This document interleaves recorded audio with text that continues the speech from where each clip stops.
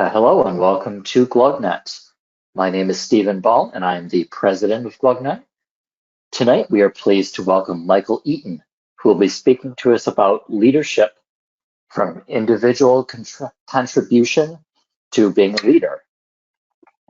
But before we get started with that, a little bit about us. We are the Greater Lansing user group for .NET developers, based out of Okemos, Michigan, as pictured here on the map. Our meetings are free and open to the public, held on the third Thursday of every month. The best way to find out about what's coming up next is if you go to our meetup page, meetup.com/glugnet. And before we get started, a few housekeeping items. We are always looking for lightning talks to go before our featured presentations. If you have a talk about 10 to 15 minutes in length on a tech topic, if you could either let myself or Joe Kunk know, we would be happy to try to slot you in front of a meeting. Tonight's presentation is meant to be interactive. We would love for questions to be asked, or if our speaker has questions of us to be answered.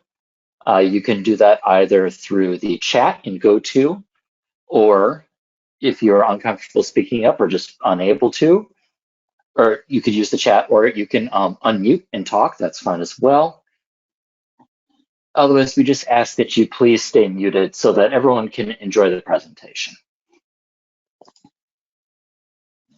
At the conclusion of tonight's presentation, there will be a survey available for all attendees, asking both how we did in advertising the event, as well as how the presentation went for you. All feedback we get is anonymous and gets summarized and sent to our speaker, Michael. So if you would please consider filling that out, I'm sure he would greatly appreciate that as well as we do.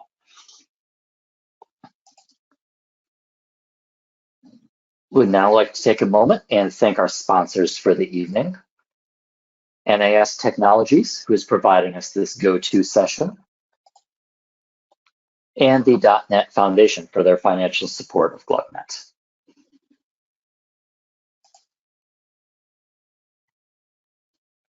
Our meetups are recorded and posted on YouTube by our own Sam Nasser. You can find his channel at youtube.com/@SamNasserMVP, or by using the QR code on the screen.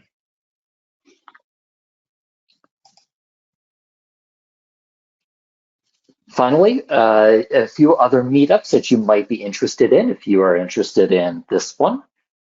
Our friends at the Cleveland C# user group will be hosting Cecil Phillip on Thursday, April 25th, who will be talking about building distributed apps.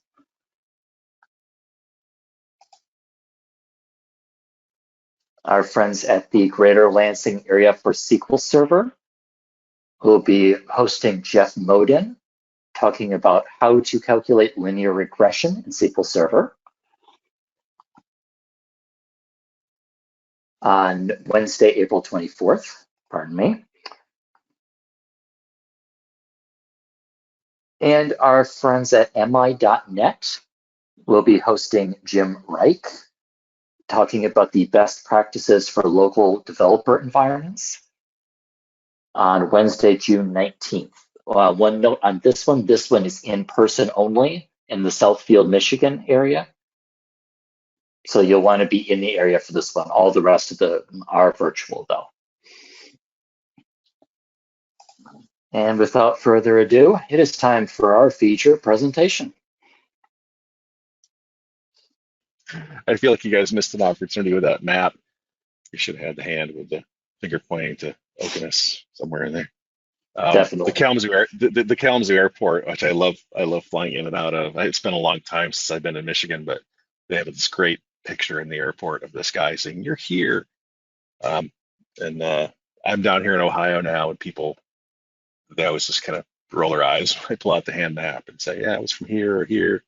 So, no, but thank you guys for having me. It's been a long time since I've spoken at this group, and I really appreciate the you guys give me the opportunity to give this talk. I know you guys are a .NET group, but I know that when it comes to a lot of us, a lot of people get put in a position of, you spent years working on your tech skills, you're at the top of your game, you could write code with the best of them, and then one day a leadership position opens up on your team and you start thinking about it. Should I, shouldn't I? What if I hate it? What if I love it? What if I'm terrible at it? There's all these things kind of come up, and so that's kind of what I want to talk about. So this is kind of my story, from individual contributor to leader, and um, occasionally back again. So I will kind of talk about that. So I haven't just kind of gone into it and stayed there. I've kind of had a couple of bounces in and out over the years, and I want to talk about that as well. And I will tell you, this is purposely black, so don't freak out. The screen should be black right now.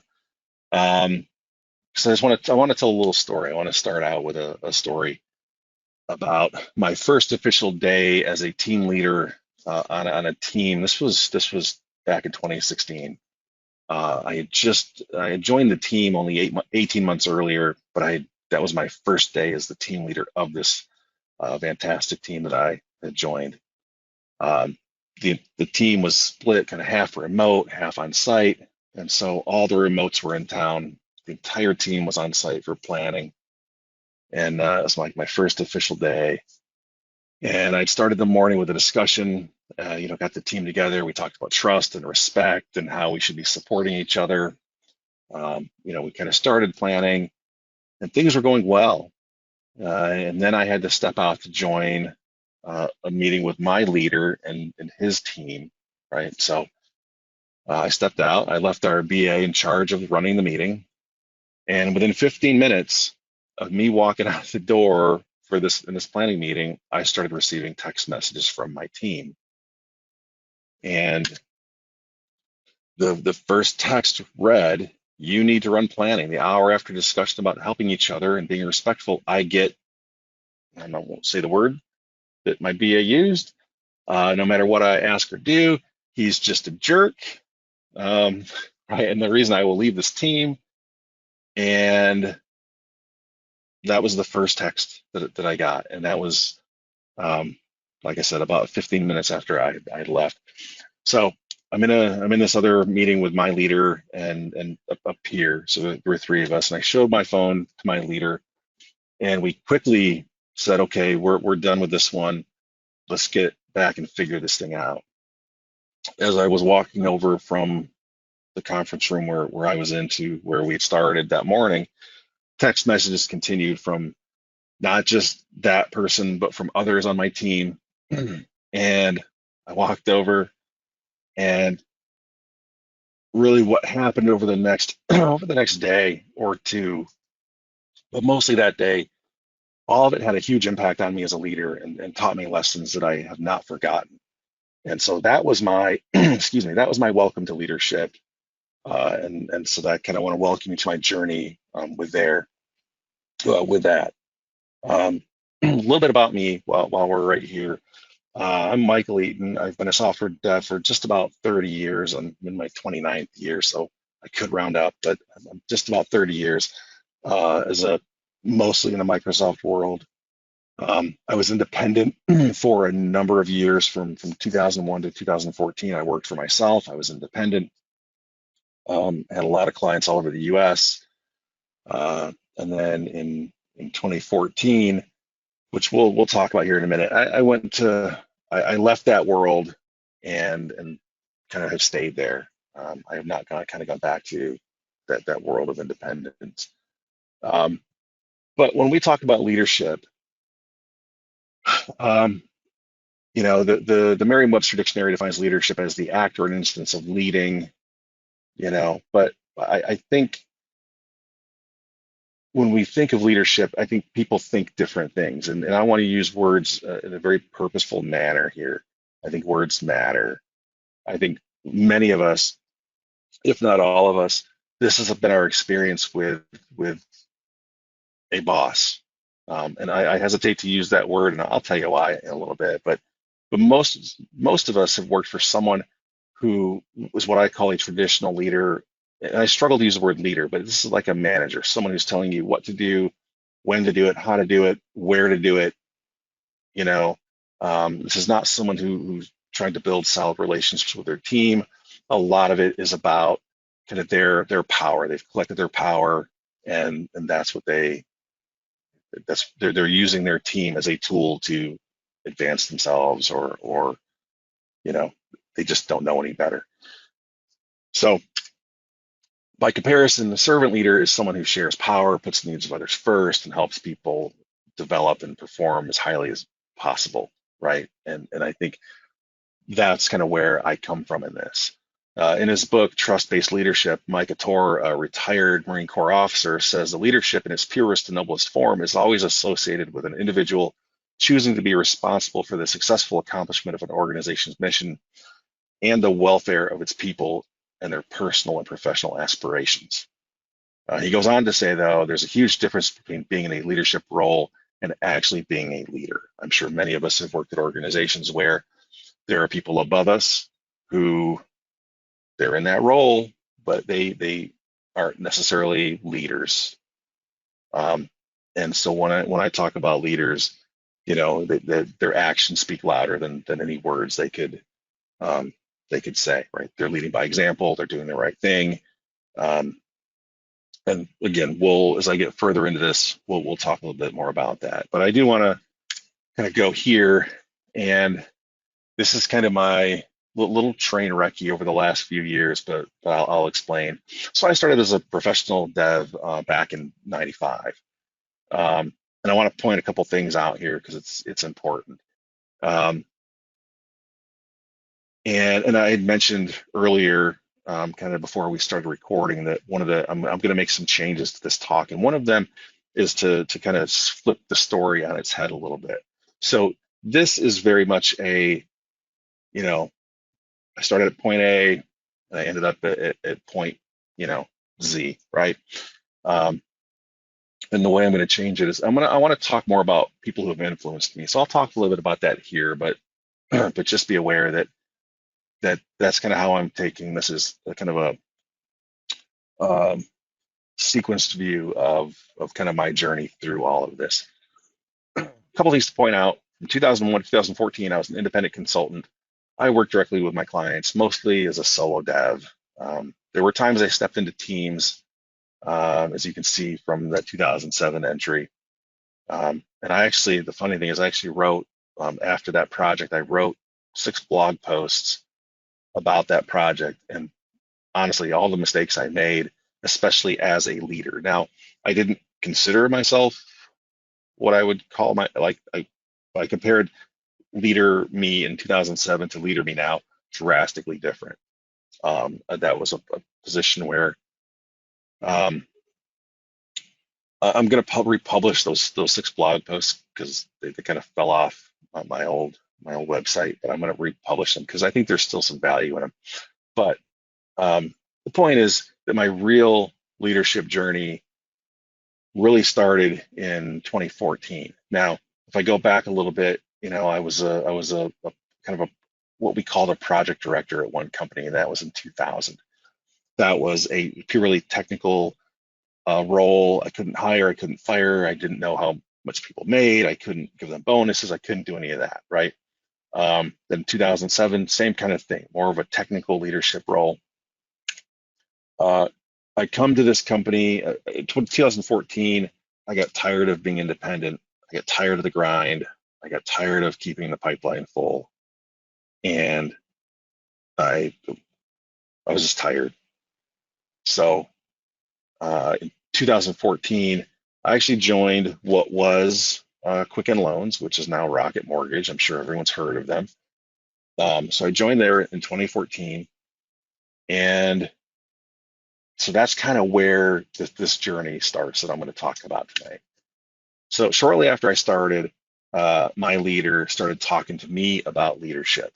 Good leaders kind of always looking for their replacement. Like if they want to move up, they need to have someone replace them. And my leader at the time was a good friend. I'd known him for many years from the software dev community, from being a speaker and those types of things. And he brought me onto this team, and he knew that I was in being independent all those years, that there were a lot of skills that I developed, um, of time management, organization, and lots of things like that. A lot of those kind of softer skills that we as devs might not have. Um, but he knew eventually he was going to move on to a different role, and he thought that I'd make a good leader for that particular team. Now, he was in a director role, so at Quicken at the time, Rocket now, a director has team leads under them, and so he was playing the part of director, but also leading a specific team because there was no leader for it. So he was kind of playing kind of double duty there. But at first, I wasn't taking those conversations seriously. I'll tell you, after being independent for all those years, I was just happy to be somewhere where I was getting paid regularly. I wasn't having to call anyone to say, hey, pay me. I wasn't having to keep a pipeline full. I was just happy to be somewhere, have steady work, work with some really smart people on some cool stuff. But when I went into that job, I also said, I'm going to give it a year and then we'll see how it goes.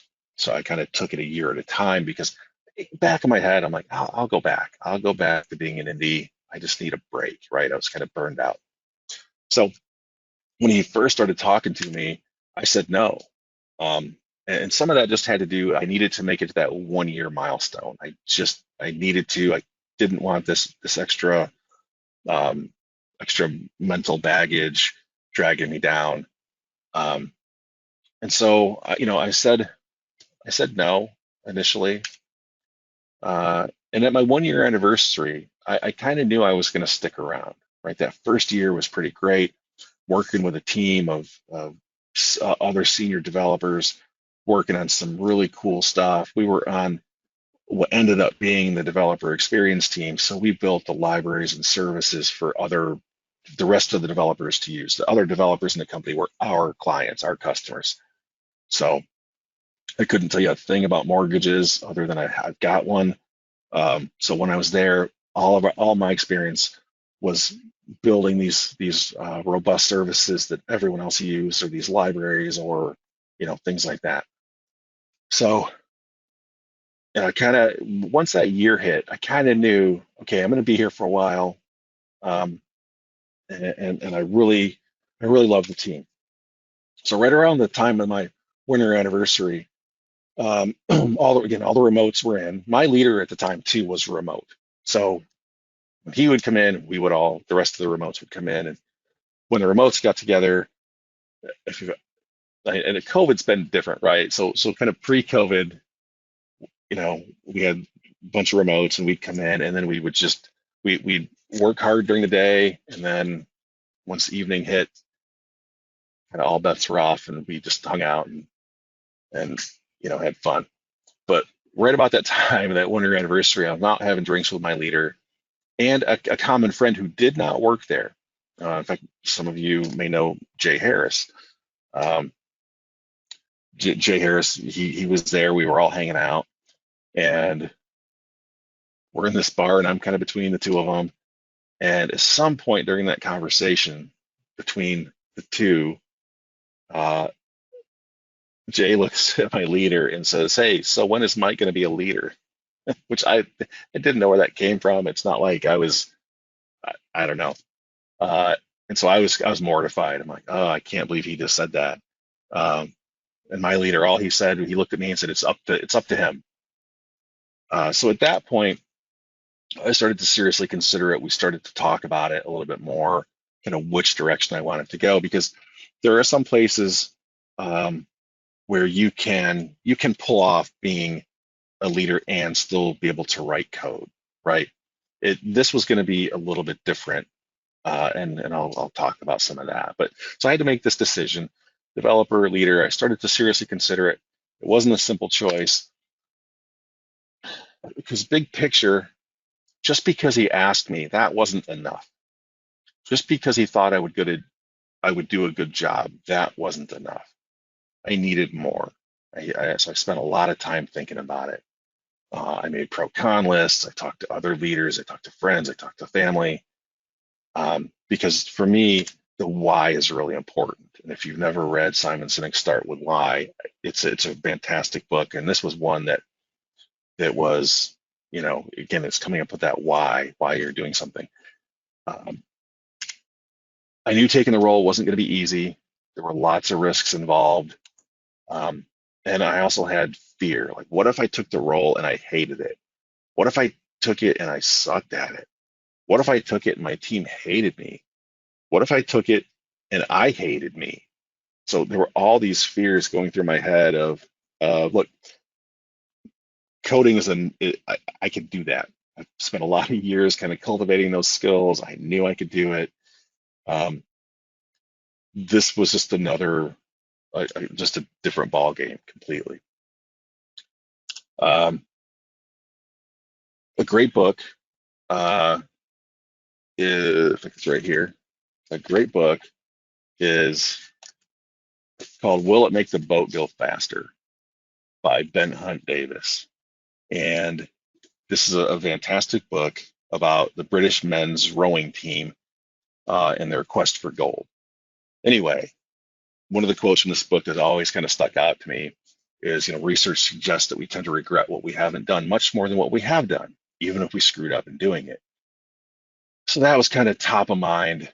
Um, and I thought more about it, and I realized I could do more good for my team in a leadership role than shoulder to shoulder with them writing code. This was just a high level team. Um, some of the best people I've ever worked with, some of the best developers, and so some of it came down to I can serve them better by stepping into this new role. But it wasn't just given to me. So let's be clear about that. I had to interview for this thing, um, and so I eventually interviewed for the role, and surprisingly turned out to be the best candidate. So one of the cool things here is that I had some good mentors at Rocket, at Quicken. I call them Quicken. That's where I work. Quicken Loans. At Quicken, I had some good mentors, um, and one of them, his name was John. One of them came to me and said, "Hey, man, normally I'm involved in these interviews. Normally I'm helping do the interview for positions like this." He said, "But I'm going to step back from being an interviewer so I can help you, so I can coach you, so I can help you get through this interview." And so we spent some time and, like SWOT analysis and things like this. And he gave me some, some strategies and some ideas for how to answer questions and things to think about. Um, and part of this was my current leader too. He was also coaching me along the way, because when problems would crop up on the team, we'll talk about some of those problems. When problems would crop up on the team, he would come to me and say, "If you were the leader, how would you handle this problem?" And so I had a lot of support for kind of, one thing they talk about, and my leader talked about a lot, was you need to be leading the team without the title. So you need to put yourself in a position where they respect you, they're listening to you, right? Those types of things. You're setting a good example. And so he would come to me, "How would you handle these problems? What would you do here?" Um, so anyway, it all ended up working out, for the best. And then so in 2016, I I accepted the position. So I was there, it was 18-ish months before I interviewed. And there were some other things that came before that as well, which we'll talk about a little further down, about some leadership development. But so I took the role, and the team seemed pretty happy that I was stepping into the role, and I was genuinely happy to be given the opportunity. Unfortunately, it was not all sunshine and roses. Um, Certainly wasn't rainbows and unicorns. Like, it was it got interesting pretty quickly. So the team I was leading consisted of 6 or 7 senior developers, senior BA, and an intern. Now, in the company at the time, now I've been gone for several years now, but at the time, it was common for a team to have one senior. Some teams had none, but it was uncommon for a team to be all seniors. So I had this team of 6 or 7 senior developers. Um, and I know some of you on this that are here live with me tonight would know their names if I told you. It was a great team, and I had a senior BA, and then we had this intern. Um, but there was also a fair amount of dysfunction on the team, mainly, honestly, brought on by the previous leader, my friend who hired me, who coached me. Um,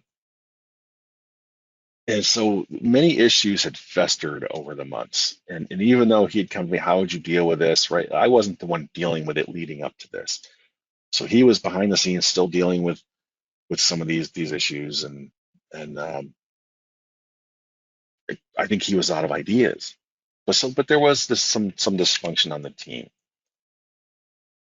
So if we kind of go back to that first day, that story I was telling about the text message that was sent. So there were 2 people on the team in particular that just were always at each other's throats. And I, I theories why, but I had a senior developer who is honestly the best developer I've ever worked with. I miss working with him. I stay in a Slack channel with him every day. Um, he's a smart developer. Um, the other side of this was our BA, and the two of them could just not get along, just could not get along, and I don't know why exactly. But those were the two that kind of blew up that day, that first day, and they were always kind of going at each other. So in those months leading up to me taking over, we'd be at stand-ups, and she was the one who would run the stand-ups, and she would do the silly 3 questions: What'd you do yesterday? What are you doing today? Any roadblocks? And she would get to him. Now, we weren't doing video at the time. We would do stand-ups on, like, they gave us phones, so we had phones. We would dial in and to our conference line, and we would do our stand-ups. And so I couldn't see anybody. There was no body language to be seen, but there were times where I would get on the call and I could tell just by his breathing patterns that he wasn't going to have a good day. But anyway, she would get to him and she would say, "Hey, what did you do yesterday?" And a lot of times he would just say, "I don't remember."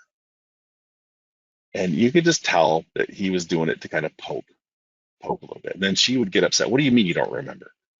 And so she would get upset, and then he would just dig his heels in. So there was just a lot of that. There was absolutely a lot of that. So if we go back to that first day, I left the room. He started poking. She got upset, and then the room emptied, right? Because the rest of the team was like, "We're not dealing with this right now." So the way the rest of that day went down, and this is where I made some mistakes that I want to talk about, is when I showed my phone to my leader, keeping in mind he had been dealing with this problem for months and he had not come to a good resolution yet. I'm brand new. I showed my phone to him, and as we were walking over, um, I think he had already kind of formed, like, okay, this is what we're going to do. But I get to the room was empty. I found a couple other team members, and I was like, "What happened?" And so they kind of filled me in on kind of some of the details. And without really going to either of those two, I looked at my leader and I said, I don't know what to do exactly here." And he said, "They're going to HR." They didn't call him HR. It was team relations, but we're going to team relations. Okay, cool. Set it up. Meeting requests went out. Um, And it wasn't long. I don't remember how long it was between the time this all happened and the time we ended up in HR's office. I will tell you, it was the worst feeling, and it's selfish of me to say. Like I walked in feeling awful because I saw the two of them. They were both visibly upset. He's, this is stupid. I don't know why we're here, right? All this kind of stuff. And I also do not remember the resolution that came out of this. I don't remember what HR said. What I will tell you is that what I found out later on is that between the time it happened and the time we went to that office to meet with HR, the two of them had gotten together, talked it out, and made up and said, we are going to both do better. So, first miss I made was not going to them and talking to them. Second one was just like, hindsight's 2020, right? Like it happened. I can't dwell too much on it, but the fact that I didn't push back more on my leader and say I don't think HR is the right answer. Um, but there were still some bumps in the road, but that was it. I think that's what the two of them needed was like this moment of like, oh my God, we need to just figure this out, and they did. But big picture, people are hard. People are hard. Um, you can have the most low maintenance person, um, and there's still going to be something that's going to come up. And you know, and I feel a lot for the leaders I've had over the years because I know I haven't necessarily been the easiest person at times. So I get it, man. People are hard. You can't make everyone happy. And while my team was generally easy to deal with, there was definitely forming a forming and storming phase, right? Like even though the team was the same people, but me going up a level changed the team, and everyone had to go through this forming and storming phase again. And then I had to figure out how to make the transition from coder to leader, from developer to leader. I had to figure out how to navigate we're friends. Now, I should mention that too. So many of the people on that team, we were friends before any of us got hired there. So these were people I had known for many years. We were peers. Now I'm their leader. And now I know how much they make. And that could get awkward. And I had to have some difficult conversations. And another like pivotal moment for me, excuse me, was I was probably a couple of months in, and I had a one-on-one with my business analyst. And she said something to me that just absolutely clarified what it was I was supposed to be doing. Because yes, I went through some leadership development. Yes, I had people I could go to, people I could look up to, people I could model. But she said in this one-on-one, a couple of months into me being leader, she said, no one is being my advocate here. And she laid it out for me. So we'd be in meetings and with a sister team, and the people on that team would consistently talk over her. They would shut her down. They just wouldn't listen. And I was in these meetings, and like I'm just thinking, okay, this is just normal business. But when she said it to me that way, like no one's being my advocate, like it was like a light switch flipped for me. Like, oh, because leadership is fuzzy. Um, and so I didn't, like I said, even taking it, right? Like, you think, oh, I'm going to be able to guide the team and help the team and this kind of stuff, and I'm going to make some decisions and I'm going to do this, and it was that statement that just it still sits with me today. Of like when I think of the people who report to me now, that's what I try to be for them. I try to be their advocate. I try to speak up for them, When I need to, I try to support them in every way I can. But so that was kind of how that all turned out. But not only was I a leader, I was also remote, which brings a whole bunch of other challenges. Yeah, we had frequent one-on-ones, but they were on the phone, sometimes with video. Um, I don't even remember. This was all pre-Teams. I don't even remember what we used, to be honest. Um, but sometimes they were with video. But for most part, I couldn't see their body language. I wasn't around for day-to-day banter. Now, half the team was on site, half the team was remote. Uh, I will tell you that what I did after probably 6 months in, uh, I flipped the switch in the system to make everybody remote because for half of us, we could roll out of bed, walk 20 steps, get to our desk, and be at work. For the other half, they had to contend with Detroit traffic, whether they were driving, all of them were driving from one of the suburbs, right? So they were driving from somewhere, so they'd have to deal with the traffic. They'd have to deal with parking. Um, and so they would show up in a much different state of mind than those of us who didn't have to do that. And I got some pushback from my leadership, my more senior leadership, but I said, I'm going to do this. It's the right thing to do. I did ask them first. I asked everybody, would you all mind if, I mean, what would you think if I made the whole team remote? It means you're going to lose your parking spot here in the building. It means you're going to like lose a permanent desk here. You're going to have to do what we do when we show up and just find a place to be during the day. But we'll all kind of be on a level playing field. And every one of them said, yep, do it. And it was funny because this was, again, all way before COVID. And many of them were there through COVID. And they thanked me for that because they were already set up for remote, right? They didn't have to do anything different. Um, so that's kind of one of my more proud moments of like, yes, I flipped the switch. I made them all remote, um, just to make everyone's life a little bit easier. But again, there were good times and there were bad times.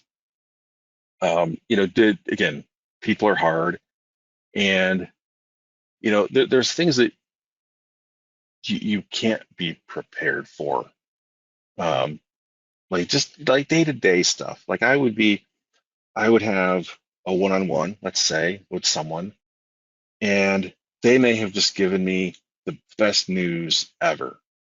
They were happy, like something amazing just happened, and then I would hang up, and then the next call would be from a team member who said, my parent just died, my dad or my mom just died, right?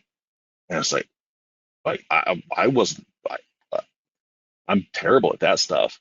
Um, but it was just that it could be these wild swings of everything's awesome to, you know, everything is just hard, and what can I do to support the team, and what can I do to keep my own sanity and not get burned out. And but I was lucky. The feedback from my team and from my peers was always extremely positive.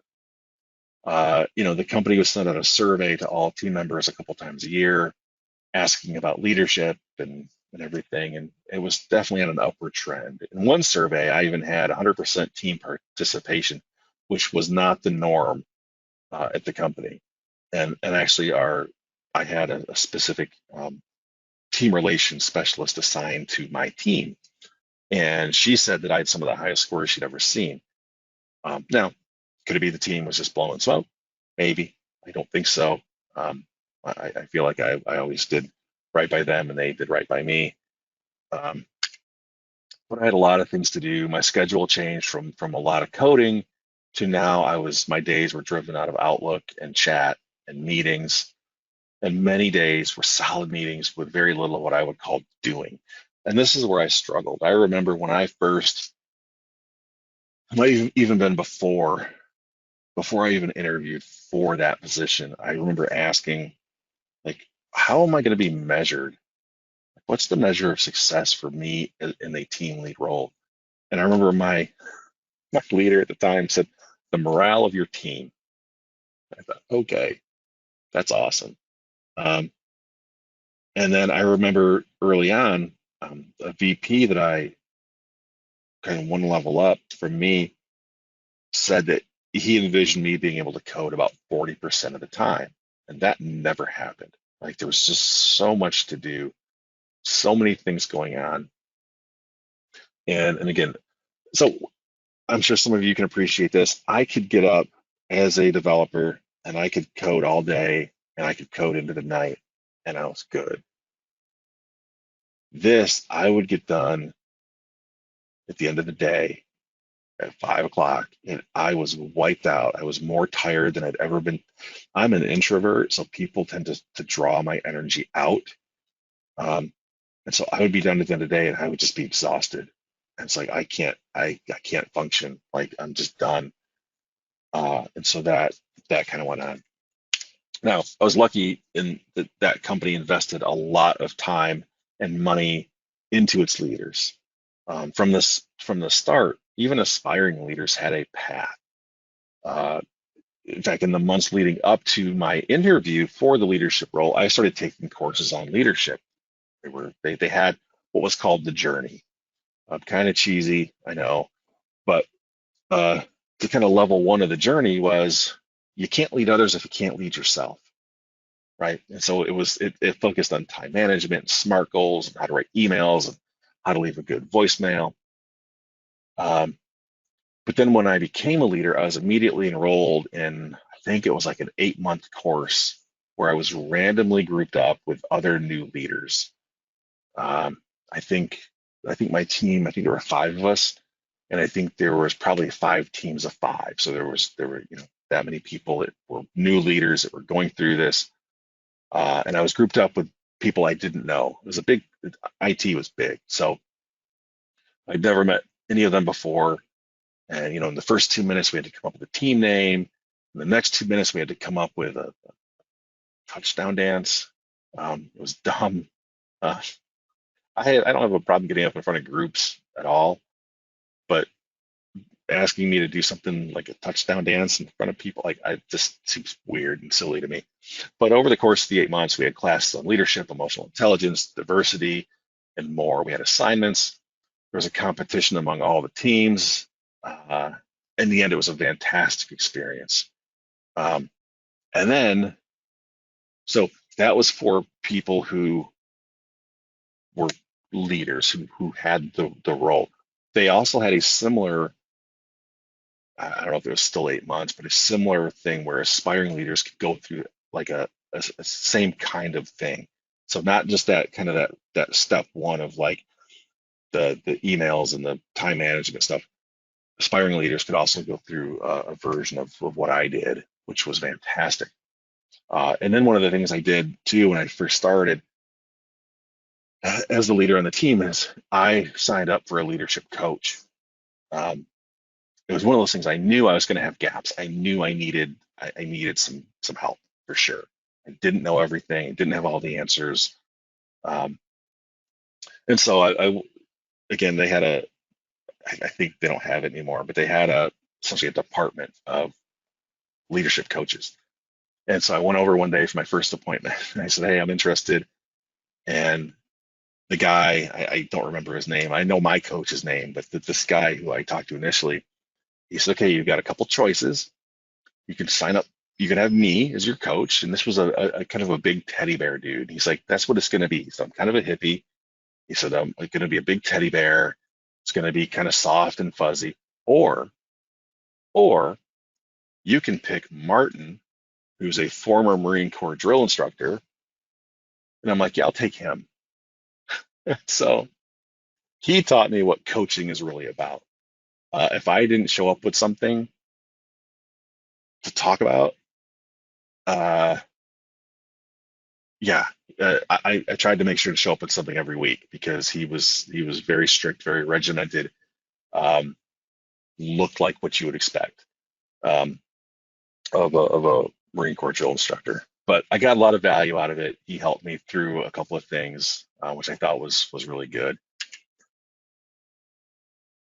But during this whole time, I was thinking like, why did I stop coding? Like I love to code. I love to, that's, I've been doing this for so long. So that was probably, I don't know, probably a little over a year in to the role, right? I was starting to like, man, this is it. Um, and it was a lot of expectations, right? My team was never that difficult, but um, well, I should say, so working with my team was never difficult, and working with my peers was always a good experience. Part I struggled with was kind of that leading up. That I struggled with the expectations that I do more, that I get involved in larger initiatives, that I drive something. Um, that's where I struggled, and it's interesting because uh, I give another talk where I talk about this idea of leading up, and it's really here at this place where I learned what that meant. But I struggled. I struggled big time at that piece of it.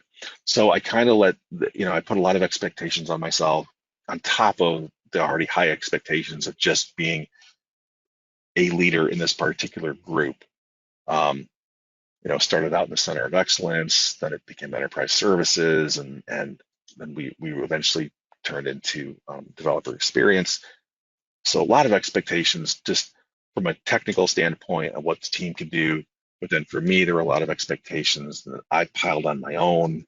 Um, and the thing is, I have never been what I call like a ladder climber. Like I don't care about titles. I don't at all. Just titles are silly to me. I know why we have them. I know why some people uh, quest after them. I get it, but I've never been one to be like, I want to be a VP. I will. That's just not me. I was very, very happy being down at that level of team lead because I was still close to the products we were working on. I could still do code reviews. I could still, whiteboard with everyone and kind of help solve problems at the big they would implement, but I could help at the higher level. I love that. Um, but I did not want to be no desire, didn't even want to be a director because even a director is a leader of leaders, and then you're one step up. You're detached now from the actual goings on of creating creating things. Um, a guy that was on my team, he came to my team from another team. I forget what team it was, but he wasn't a developer. So he came to my team to kind of level himself up. And I remember he wasn't on the team long when he told me, I'm going to be VP at some point. That's my goal is to be VP. Um, I tell you right now, I look him up on LinkedIn. He's a VP somewhere. Um, you know, he that was his thing, and I get that. And some people, there people have to do those roles. I don't. That's not what I want. So happiness was leading my team, working with them, helping them grow, not necessarily all the other stuff. Um, so I came to this crossroads. So I started the leadership role in 16, and then in 18, uh, like I just had this decision to make. What do I want to do? I what was in my head at the time was if I stay doing this, that I will be a middle manager for the rest of my career, and that's not really what I wanted to do. So I had a decision to make. It was one of the hardest decisions I've ever had to make, which was leaving my team. Because there was no way, like I could have said, I don't want to be a team leader anymore, but I couldn't have stayed on the team. That would have been not on that team, right? Um, and I could have stayed at the company. Honestly, I'm an idiot. And I decided I was going to leave. So in 18, I left. And the funny thing is, I went to be my title was director of engineering for a small consulting firm down here in Columbus. Now I was still living in Michigan at the time, um, and what the expectation was when they brought me on. It was a close friend. He had a small consulting company. I was number nine. I was employee number nine, and again, I didn't ask for director of engineering. That's what he offered. He's like, "This is the title you're going to have." Like, okay, cool. Um, and that was actually pretty short-lived because I came out of that to help them grow their business in Michigan to do that network where they were all like Ruby and Python and that kind of stuff. I was going to help bring some that network in, and I was there about a month. And the owner, my friend, said, "Hey, I just sold the company to a startup who wants us to be their development team, their development staff." So I sold the company. He sold us, 'cause that's all he had to sell, right? So he, but the difference, the thing was, is as a consulting company, everybody was remote. Most of them were down here in Columbus. I was in Michigan, but the company that he sold to had an office here in Columbus, so they were all going to an office, and I'm literally the only remote guy of this small, I don't know what it was, 30-person company. And so like they'd forget me on calls, and they just it just was not a good thing at all. So I left there, and then I said, you know what, I'm done with this leadership thing for a while. I went to be a individual contributor again for a really cool software product company. They built software it was SQL Server performance and analysis tools. Fantastic company. Worked on a small team doing some really cool stuff. Um, it was just a great company. Had I moved yet? Yes, I had moved. I was already in Ohio. So we'd moved from Michigan in 2019, moved to Ohio. This company was based in Charlotte, North Carolina. And so, but they knew what they were getting with a remote. There were other remotes. So, but I was a member of the team. I loved it. And I let them know, like, look, if you need a team lead, don't come talk to me. I just want to be an IC again. Unfortunately, unfortunately, COVID happened. I had just celebrated my 1 year anniversary with them. Just. Um, I think my anniversary was in March of 2020. And the first week of April, they furloughed me and 40 of my closest coworkers, um, essentially half the company. It's a pretty small company. They furloughed, I think they laid off 20, furloughed 40 some of us. I don't remember how many, with promises to bring us back. I think the original promise was bring us back in 90 days. And I had to laugh at that. Um, that was April. When they finally did bring people back in August, they brought back 5 people. Um, but here's the thing: on the very first day of my furlough, so we found out on a Tuesday. Our last day was on Friday, and my parting uh, image in our chat was Peter Parker after the snap saying, "Mr. Stark, I don't feel so good." That was and I left. Monday, I took the weekend. And Monday, I tweeted. This was back when Twitter was Twitter. I tweeted that, "Hey, I just got furloughed. Cool." I didn't say, "Hey, I'm looking for a job." I just said I got furloughed. Um, and power of networking. I had 2 pretty immediate pings on Twitter. One of them from a friend saying, "Hey, my company has openings. You should come lead one of my teams." Notice the word lead. I'll talk about that in a minute. And then the other one's like, "Hey, I've got a short-term gig. You know, let's get you rolling." So I think by the next Monday, I had a contract, so I was doing some work. I had started the process with this other company, like to come on full time. That one actually took. I'm glad I had the contract because that one ended up being like the recruiter got sick, and there was like these long gaps between like contact with them. Um, And then so in 2020, I went to work for this company based in Richmond. Again, as a remote, and they had remotes all over, so not a huge deal. And when my friend said, "Hey, come lead my team, come lead this team," um, I made assumptions and I apparently didn't ask the right questions. Uh, so it ended up being my job was to wrangle a team of offshore developers. So they worked for a contracting company all offshore, and I'm the full-time guy, the analyst, uh, and I I led this team. But when it comes to contractors, you're not leading in the traditional sense. Like I'm not necessarily caring about their career growth. I'm giving them tasks to do and asking them to do things, right? It was a fantastic job. Don't get me wrong. I enjoyed it. I learned a lot from that offshore team. I have a lot of respect for. Look, I have a lot of respect for anyone that can speak three languages, which is what many, in fact, not if not most, people in India can do. A lot of respect. They did a good job.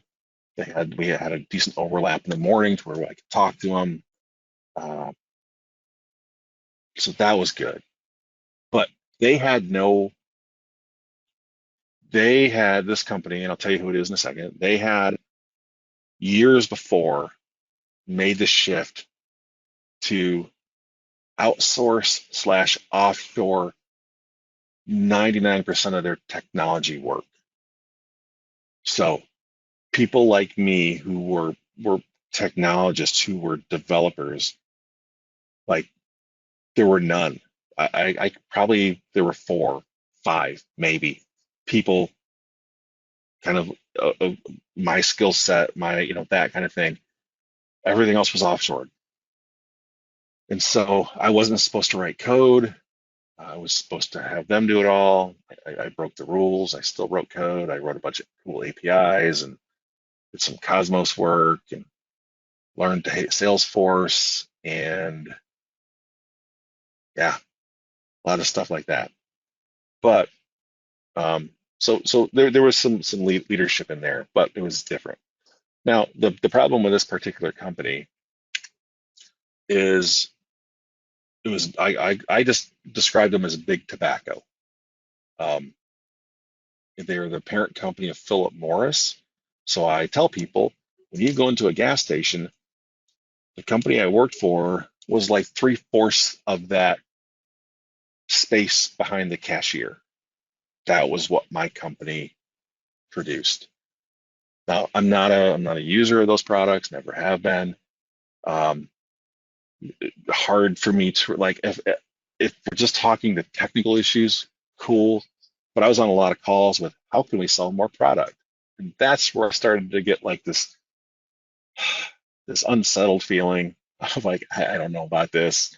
It's bizarre to be on conference calls with people smoking and vaping uh, on the calls. Like that's just not typical for most of us. We just don't see that. And the CEO, when he'd get up and do the all companies, he'd have big Marlboro man behind him. It was just bizarre. That's all I could say. Just a strange place to be. I loved everyone I worked with. But there came a point where working for Big Tobacco was dragging on me. Um, I'm not judging anyone who uses the products. It just like it was this crisis of conscience of like, I care how their stock does, but I don't care how their stock does. It was that kind of thing. And I was also getting kind of bored because again, I wasn't supposed to be writing code, and there wasn't a lot for me to do. So I got bored, and so I decided. Uh, to try something else. Now, this one was interesting. I started as a principal developer. A friend of mine had reached out and said, "Hey, you should come work here because it's a train wreck and they could use your help." Okay, cool. I started out as a principal developer within a couple months, when I had my first one-on-one with the CTO, he said, "Hey, I see your background here. Would you be interested in becoming a development manager?" And there I was, pulled back in. Only problem, like my friend described it as a dumpster fire. Did I say train wreck? I forget. I realized that there's a people have different tolerance levels. So where he would say that's a dumpster fire, I described it as imagine a train carrying a load of dumpster fires that crashed into another dumpster fire. I was not a fit. Um, it was hard. I'd never been at a place where where executives talked down and uh, to the developers, and it was a pretty toxic. Um, CTO at one point said something to the along the lines of servant leadership is bullshit. I apologize for that, but that's what he said. So it was just a so anyway, I may have vented a little bit on social media. So a friend reached out, uh, and I wasn't really like looking. I was gonna just kind of deal with that and just get through it. Um, but my friend reached out, another friend, and said, "Hey, come to this summer gathering that my company, Improving, was having. No obligation. Come drink beer, talk, have fun." I'm like, cool. Uh, so I get here. I've now been at Improving for about 18 months. This is the perfect combination of leadership and staying technical. I have a team of people who report to me. I'm responsible for all the things you would expect. I have frequent one-on-ones. I'm helping them grow. I'm helping them level up. We're not on projects together because Improving is a consulting company, but we, excuse me, we, uh, I help them get where they need to get in their careers. Um, and then I have projects where I also will act as a team lead at times. So I kind of get the best of both worlds. I get to stay technical, highly technical as a consultant, which is beautiful. And I get this great combination of the technical and the leadership that I really love. I have a great team of people that I just love seeing them progress, and if they have problems, helping them get through them, that kind of stuff. Um, so there's still always this decision, you know, developer or leader. Now, for some people, that's an easy decision. They're like, okay, I know what I want to do. I don't mind if I let my tech skills lapse. I personally do. I can feel the axe getting duller. Um, like when I spend extended periods of time not being in the, working on projects. Some people don't mind that. Some people enjoy that piece of it. They enjoy the administration. They enjoy that climbing that ladder. They like that. Um, some people want to stay more technical. We're wrapping up here. So I do want to talk about kind of a few bits of wisdom that I've kind of picked up through this journey,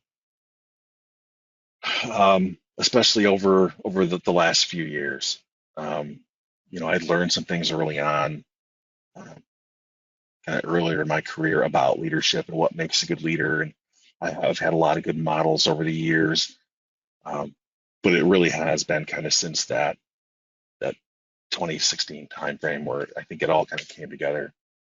Um, Big picture, title does not make you a leader. Actions make you a leader. Integrity makes you a leader. Um, Leading by example. There's all sorts of things here. You don't need that title to be a leader. Now, I will distinguish, in fact, I just did today in a text conversation with a friend, of what I call small L leadership and big L leadership. So small L is anybody can be a leader on your team, your church, right, your neighborhood, right, by exhibiting these traits and behaviors. Big L leadership to me is that plus like the people manager stuff. So you can be a leader without ever managing people. So I kind of put the big L on that one. And not everyone wants to do that. Not everyone, you know, has those opportunities, but to me, there is a difference. But title in the end does not make you a leader. It's what you do, it's what you say that does. I tell people this with everything they do, you should know your why. And especially if it means changing fundamentally what you're doing day to day. If you're moving, if you've been a coder for 20 years and someone's like, hey, we have a team lead position open, think about your why. Um, Now, for some people, maybe it's just a bump in money. Maybe that's enough. But if there is a bump in money, um, I don't know.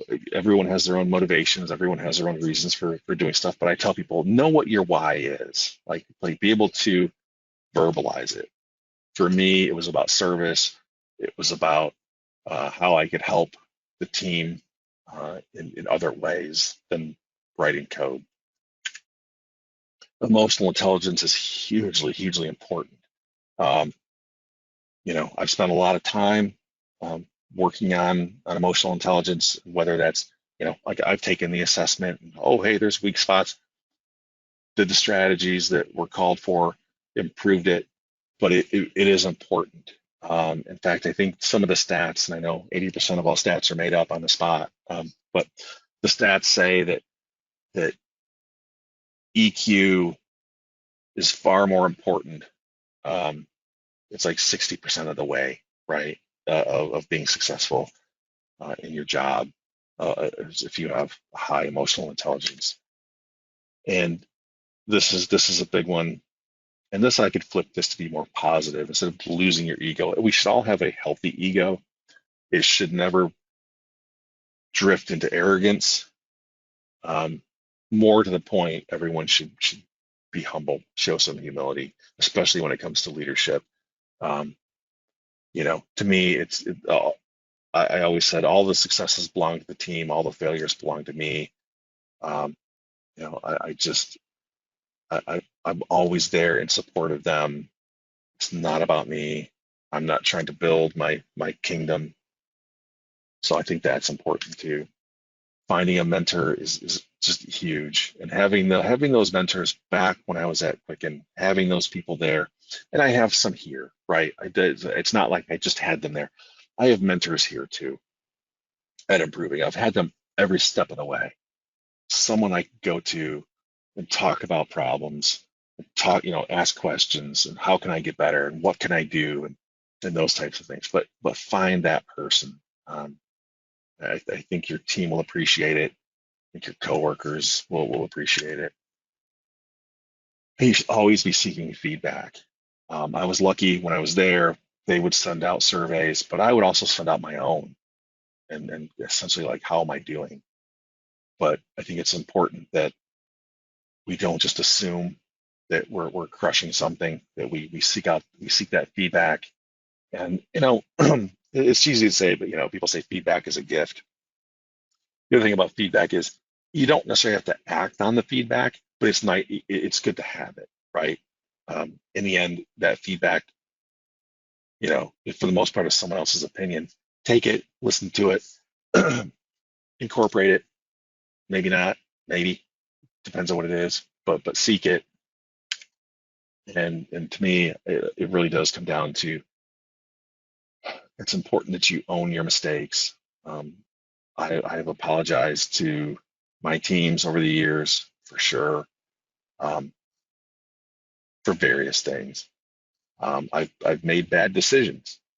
Um, I've had them tell me I've made bad decisions, right? So like it's all one of those things. So but you should own your mistakes. Um,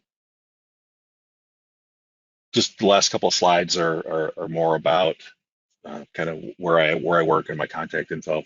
So that's kind of the end of it. I do work for a company called Improving. Improving is all over the U.S. I happen to work in Ohio, where there are two offices in Cleveland, Columbus.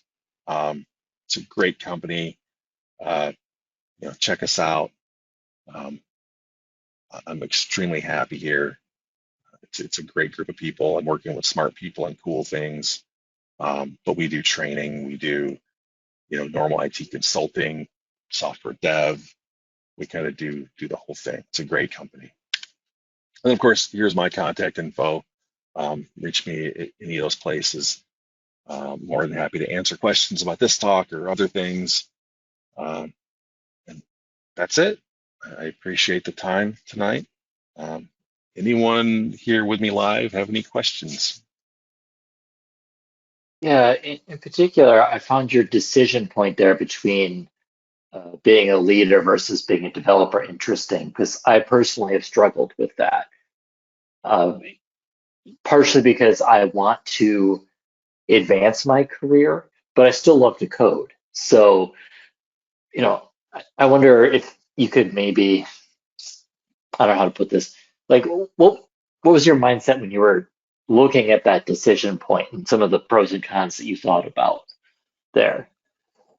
Well, some of them were kind of those fears I talked about, right? So when I was like, okay, what if I just am not good at it? What if my team hates me being in that role?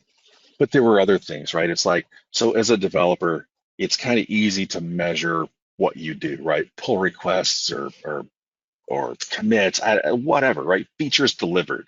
It's easy to look and go, I did that, right? I can point to that feature that I did.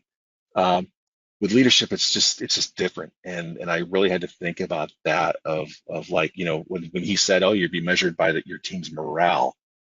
I'm like, I don't know what that means. Like, I know what it means, but I don't know what that means in practice. Um, so there were things like that, and I did seek out during that period of time where I was really thinking about it. I did seek out some leaders there, and I'd have one-on-ones and talk about it and say, what's this going to be like? What's my day-to-day going to look like compared to what my day-to-day is now, right? What are those things, and what are the expectations? And so I knew going in kind of what a lot of that was. But again, it's different to hear it, and then you're in the middle of it, it's a little bit different. But so a lot of the pros and cons were, my day is going to be different. Now, some things I didn't realize, like I know I'm an introvert. I know that people sap my energy. I gave a talk at a conference last month in Michigan and in Pontiac. I did 3 talks in 2 days, and I got home and I was on the couch for a day. I couldn't move. I just was so wiped out. And but that didn't play into it. Like, I didn't think of how hard it was going to be being on the phone all day, every day, whether it was one-on-ones or problems or meetings or whatever. Um, Now, if I was going to think about, if I had to put that pro and con list today, it'd be that. It's like, okay, you're an introvert entering an extrovert's world, right? Like, you have to be on, you have to be, you know, you just can't let it completely sap your energy. I would think about things like that. Um, and the big thing too, I would think about is, how am I going to keep my technical axe sharp? Like, it's cool, which is what I love about where I'm at now, is I can continue to be a developer and keep my technical skills sharp, and I can practice the leadership skills that are really important to me, right? Helping my team grow, all those things, supporting them. Um, but I would think about that, like, okay, if I don't have the opportunity during the day, am I going to have the energy to keep the axe sharp at night? What can I do to keep it sharp? Um, One thing that I never wanted to do is, like, I could have very easily taken some tickets, right? But I never wanted to be in the critical path of anything, because just because I thought that feature looked cool, uh, and I could do it, right? Like, I didn't want to be the one to start it and then be like, oh, I got pulled off of this meeting, I have this lunch with someone or that thing with someone. So I never wanted to be in that critical path. So, you know, it was nice to be able to do code reviews and things like that. But so a lot of the pros and the cons that I would look at now, would be kind of like, what's my day to day going to be like? Is it, it's going to shift from this to this.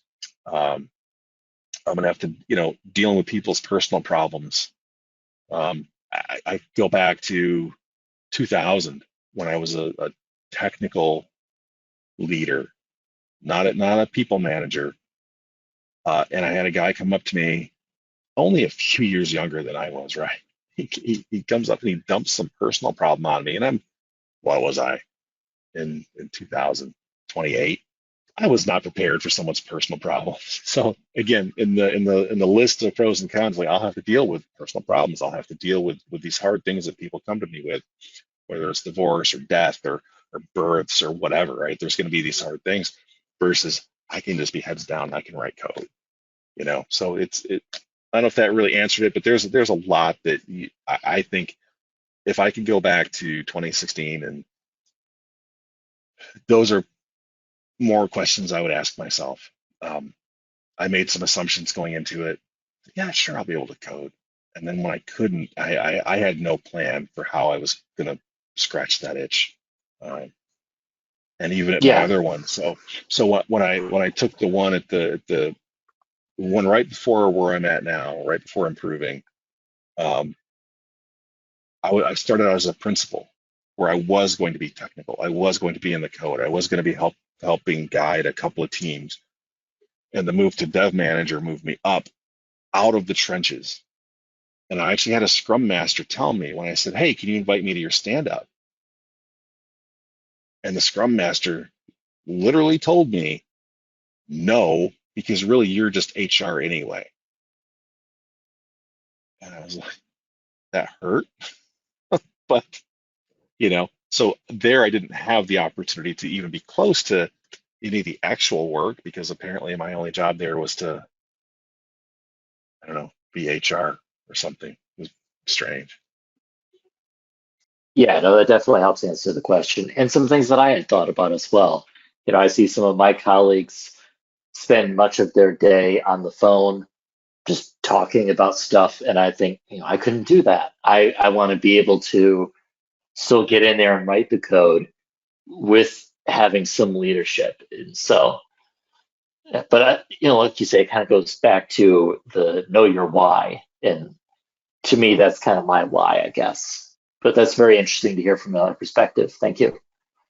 Yeah, yeah, for sure. And I think the the overarching thing here that I think I would have people take away is that just because you say yes once doesn't mean that's the rest of your career. And that's why, like, when I first did this talk, it's like the very first time I did this talk, probably 2017, I was really excited because I was a new leader and I had all this stuff. And then kind of that about a year in, I started to get that sense of being a little burned out of like, and then when I realized I could still give this talk because like it's okay to go back and forth. And you don't see a lot of people do it, right? You see a lot of people just take the trajectory up. And like here, like there's a logical step for me. Um, and when it comes, we'll see how that impacts my feelings. But as long as I can stay technical, then we'll see how it goes. But yeah, you can always try it and go back. And most companies will be cool about, yeah, okay, we'll put you somewhere else. But yeah, so back here. Anything else?